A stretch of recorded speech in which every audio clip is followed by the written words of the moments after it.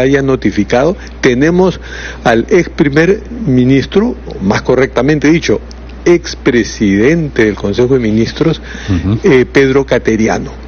Pedro, buenos días. Buenos días. Muy buenos días, encantado de estar nuevamente con ustedes. Pedro, quería empezar a preguntarle por el caso de la presidenta, de nuestro principal personaje en un país que desde que se fundó y desde que se selló la independencia con Ayacucho somos presidencialistas. ¿Qué implica, más allá del debate jurídico, pero qué implica que una presidenta en un país donde la aprobación presidencial es demasiado baja, incurra en hechos que tienen que ver con la frivolidad, ¿no? Porque pensar en su aspecto facial es algo que no se condice con ideales de austeridad republicana, si es que uno lo ve más desde la derecha, pero tampoco con ideas desde la izquierda, que se busca más representación popular. ¿Cómo analiza usted esto, no solo desde el punto de vista jurídico, sino desde el punto de vista político? Hay que dar diálogo político, ahora no todo es debate judicializado. Yo creo que estamos pagando las consecuencias de un voto basado en la irresponsabilidad, la improvisación y la ineptitud. En todos los tonos se advirtió que la salida a la crisis política después del efímero golpe de Estado que dio Pedro Castillo era el adelanto de las elecciones generales. Pero este vergonzoso Parlamento priorizó sus intereses personales, económicos y partidarios y dejó de lado el interés nacional. Y hoy día, digámoslo claramente, son también 4 personas adicionales las responsables: Keiko Fujimori, Vladimir Cerrón, César Acuña y Luna, los corresponsables de esta inimaginable crisis política que se inició, hay que reiterarlo y recordarlo, porque se advirtió en todos los tonos que malinterpretando la Constitución, que vulnerando el orden constitucional sobre la vacancia por incapacidad moral permanente para hackear a Pedro Pablo Kuczynski y forzar su renuncia, iba a conducir al país a una anarquía política. Y eso es lo que está ocurriendo. Estamos en plena anarquía política, donde tenemos un parlamento absolutamente cínico, que tiene pánico a la disolución, porque esto hay que recordarlo. Ayer me causaba mucha gracia que se rememoraba el efímero golpe de Estado de Pedro Castillo, un grupo de parlamentarios que se presentaban casi como héroes. Estos parlamentarios, este vergonzoso Congreso, aceptó que el expresidente del Consejo de Ministros, copartícipe en el golpe de Estado de Castillo, les dijera golpistas a estos congresistas. Y estos parlamentarios, por el pánico a la disolución, no se atrevieron a enfrentar a Torres. Entonces, acá hay una situación de total anomalía constitucional. Una presidenta que le tiene pánico al Congreso, que permite que este Congreso apruebe leyes que favorecen al crimen organizado, y un Congreso totalmente impune que mantiene en sus funciones a congresistas que han cometido actos delictivos, que se zurra en la exhortación de la fiscal de la Nación para que tramite 16 pedidos de denuncias constitucionales. Esto sería un escándalo mayúsculo en cualquier país. En el Perú hoy no lo es, porque lamentablemente nos estamos acostumbrando a que todos los días aparezca un escándalo más. Y bueno, la frivolidad de la presidenta simplemente causa tristeza, pena, porque a estas alturas no creo que sea consciente de la responsabilidad que tiene para conducir al país. Ella como otros. Señor Cateriano, y esta situación que usted esta situación, le preguntaba, que usted describe y caracteriza tanto en el Ejecutivo como en el Legislativo, ¿en qué cree usted que va a terminar? ¿Hay algún indicio de que esto pueda cambiar? Bueno, parece que este Parlamento y este gobierno no les interesa la situación de nuestros compatriotas. Cerca de 1 millón de peruanos ya han emigrado. Es una cifra realmente dramática. Peruanos que ya no confían en el destino del país. para tener una comparación de la realidad, han venido al Perú luego de la migración venezolana, o durante estos años, durante la dictadura de Maduro, cerca de 1.200.000 venezolanos, y se han ido cerca de 1 millón de compatriotas. Esto refleja sencilla y llanamente que la situación ya es incontrolable, es inaceptable, es condenable, y algo hay que hacer, porque es decir, el gobierno se haga el muertito y que el Congreso siga arrasando, amenazando el orden democrático y constitucional, es algo absolutamente inaceptable, que no ocurre en un país, civilizado, con cultura democrática y conciencia constitucional. Señor Pedro Cateriano, bueno, ese apunte lo analizábamos la semana pasada con el ex superintendente de Migraciones, que de alguna forma estamos siendo reemplazados, nuestros jóvenes talentos, por venezolanos, porque se ha ido más de 1 millón de peruanos, en su mayoría jóvenes, y no regresan, y hemos recibido en un periodo un poco anterior una cantidad mayor de venezolanos. Pero más allá de eso, quería preguntarle, porque y usted las mencionó, y usted ha sido un protagonista político importante, y todavía lo será, si es que candidatea por el Partido Libertad Popular. El uso de estas armas nucleares, como la cuestión de vacancia, hacia la disolución del Congreso, usted también se ha visto envuelto en esas coyunturas donde se decidió usarlas, y esto sucedió a partir del 2016, y hay un antecedente que usted hizo una cuestión de confianza que no pasó muy advertida, salvo en el Congreso, siendo ministro usted de defensa, ¿no? Y se la concedieron de una forma fáctica, o sea, sin que se votara, y eso sirvió de argumento para que el TC valide la tesis de la denegación fáctica con la que Vizcarra disolvió el Congreso. Entonces, por favor, una respuesta breve, porque nos vamos a una pausa, sobre esto, una reflexión, si cabe, crítica y autocrítica respecto al uso de las armas nucleares en nuestra política. No son armas nucleares porque están consignadas en la Constitución, son procedimientos democráticos. El presidente del Consejo de Ministros o los ministros de Estado por separado tienen el derecho constitucional a plantear la cuestión de confianza. Víctor Andrés Belaunde decía que los ministros no usaban la cuestión de confianza porque no tenían vocación de renuncia, porque uno sabe que si no le extienden la confianza, obligatoriamente tiene que renunciar. Así como los parlamentarios tienen el derecho al voto de censura, los ministros tienen el derecho a plantear una cuestión de confianza. Lo que pasa es que ha sido un mecanismo que nunca fue empleado, o para ser más claros, no ha sido utilizado con regularidad, pero es plenamente constitucional. Ahora, caer en el exceso de planteamientos de cuestiones de confianza, de censuras, ya sabemos lo que es la dramática historia del Perú. ¿Por qué se incorpora el derecho de disolución precisamente en el texto constitucional del 79? Porque bajo la vigencia de la Constitución del 33, cuando los presidentes no tuvieron mayoría parlamentaria, acabaron lamentablemente esos gobiernos en golpes de Estado, como ocurrió con Bustamante y Rivero y con Fernando Belaúnde en su primer gobierno. Por esa razón se instituyó. Pero hemos visto que este mecanismo ha fracasado. Fujimori tenía la facultad de disolver la Cámara de Diputados y dio un golpe de Estado. Castillo tenía la facultad de disolver el Congreso y dio un golpe de Estado.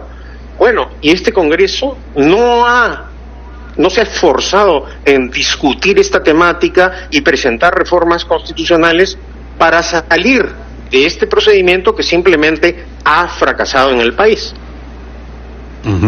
Señor Cateriano, le pido por favor que nos espere unos segundos, nos vamos a ir a una pausa, vamos a escuchar a nuestros anunciantes y luego retomamos este diálogo aquí en Ampliación de Noticias, edición dominical en RPP, confianza y credibilidad por todos los medios. Volvemos a esta hora y estamos en diálogo con el expresidente del Consejo de Ministros, el señor Pedro Cateriano, conversando sobre la coyuntura política y específicamente sobre la situación de la presidenta de la República, quien la Fiscalía de la Nación le ha abierto una investigación por el presunto delito de abandono de cargo.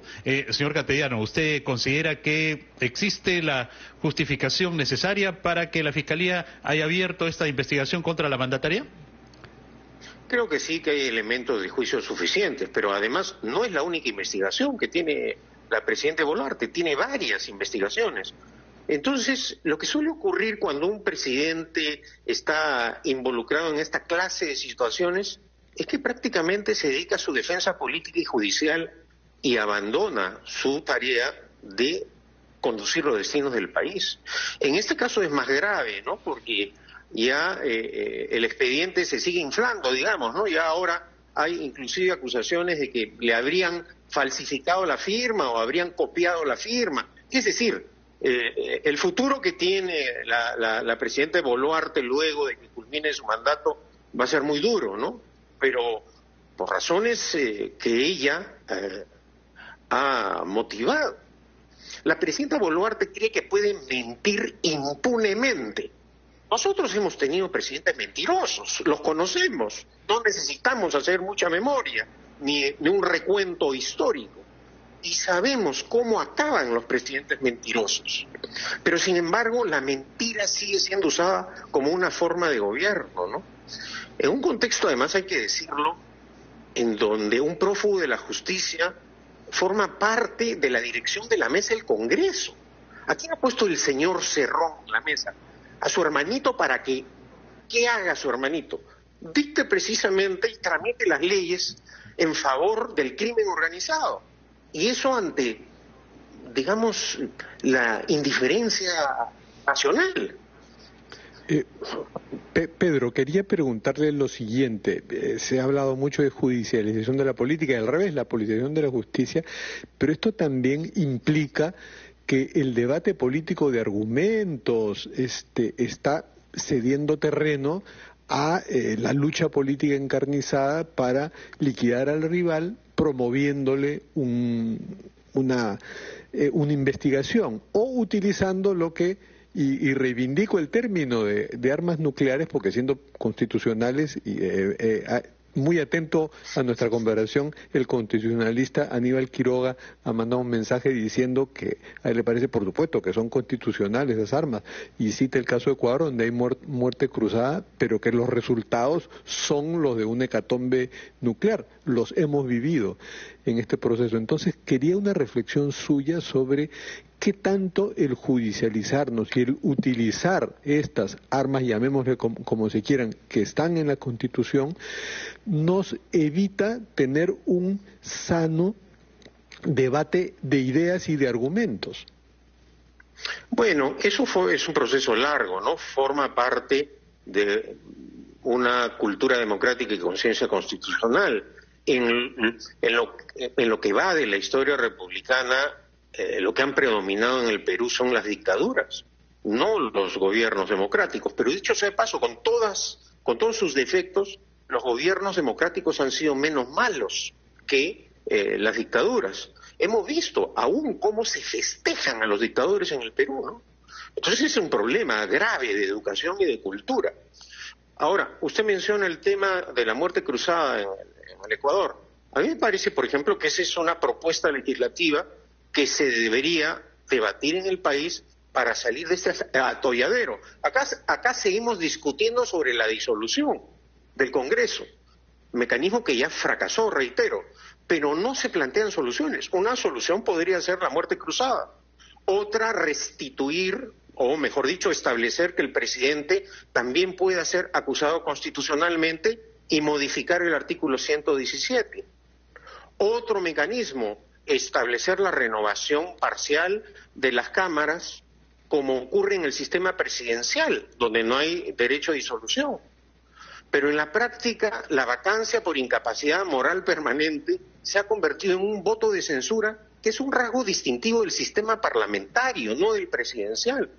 Entonces, hay una distorsión en el contexto político, una anomalía constitucional, y hay que plantear salidas, y hay que exigirle al Congreso que discuta esas salidas, no que se dedique a sus trámites y a encubrimientos de actos delictivos, ¿no? Ahora, señor Cateriano, ¿qué corresponde a los ciudadanos, no, frente a esta situación de ver a una presidenta debilitada, inmersa en procesos de investigación, en tanto el legislativo, que actúa y toma decisiones al parecer sin límites? Bueno, en cualquier democracia se ejerce el derecho de protesta, pero ya hemos visto cómo reacciona este gobierno cuando la gente protesta y cómo algunos justifican el uso de la violencia. Y hasta ahora hay que decir, ¿por qué razón no se ha equipado adecuadamente a la Policía Nacional? ¿Por qué razón no tienen equipos, no tienen armas modernas de persuasión? En otros países vemos que tienen, por ejemplo, armas para disparar electrónicamente y no matar, o los famosos, lo que se denominaba en el pasado, rochabuses. ¿Por qué no se entrena a la policía? ¿Por qué no se han adoptado? Porque hay ineptitud, porque elegimos inútiles. Es una vergüenza que en pleno avance de la delincuencia el Ministerio del Interior no ejecute su presupuesto, por ejemplo.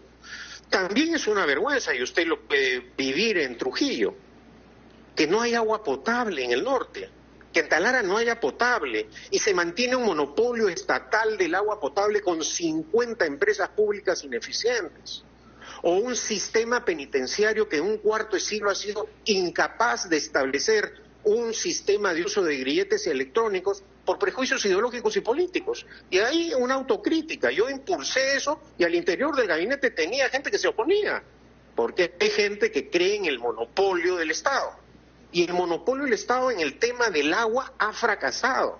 Y sin embargo, por prejuicios ideológicos y políticos no se adoptan medidas. ¿Cuáles son las consecuencias? Trujillo, problemas de agua potable. Juliaca, en pleno siglo XXI, casi 2/3 partes no tienen agua potable, y no digamos Piura. Yo he vivido de niño en Piura, hasta los 7 años, nunca faltó el agua.